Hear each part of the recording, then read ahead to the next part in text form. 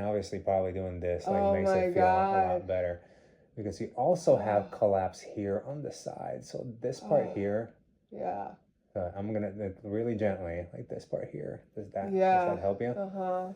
It's like So double the intake. yeah, so you have a lot of you have what's called static collapse of your nasal valves, which is your nostrils. Yeah, that side too even. Yeah, and obviously you don't want big holes like this in your Yeah. nose, but you may be having more of a nasal valve issue than a septum issue. But I mean, we can fix both. Okay. To fix this, here I'm gonna put some gloves on and sort of feel your nose around. I'm gonna pick your nose if that's okay with you. Because there's ways to fix it really kind of internally without really changing the shape of your nose. Let's see here. Yeah, just, I'm feeling your septum here actually feels pretty good. I think this may be just the cartilage here, what's called the medial crura, which is the middle legs of the cartilage. And over here, you just have a lot of, like I said, dynamic collapse. And a lot of times, you can breathe in. Okay. And one more time. Okay. Yeah.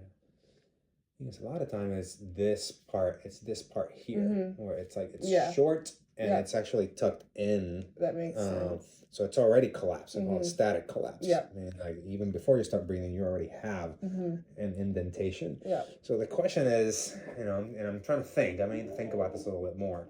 There's a couple of ways to approach this, and we can do something from the inside of your nose, which I make a little incision on the inside part of the nostril. Okay. And when I fix your deviated septum, the septum has a lot of cartilage back here. And some of it's deviated, but a lot of it is actually straight. Okay. And I can take some of this cartilage, I can borrow some of this cartilage from back here and put it on the inside here, kind of pointing from here to here. It's called a lateral crural strut, which essentially just kind of giving you a little more support and taking that little knuckle that you have in out. And since it's sort of widening the inside without giving you something that's like too noticeable. Yeah, definitely. Because your nose is, looking straight ahead, it's pretty symmetric. It's just, underneath. I can just see a little bit of asymmetry underneath, and that can be also addressed, like I think, really simply with just like a little incision and just taking out that crooked part there. Yeah. Let me take a look at something else here.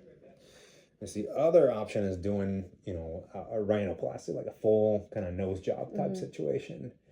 In your internal valve, so there's two nasal valves. There's the external valve, which is this one, the one that you like when it's open, and the internal one. And the internal one has more to do with the septum than the other one.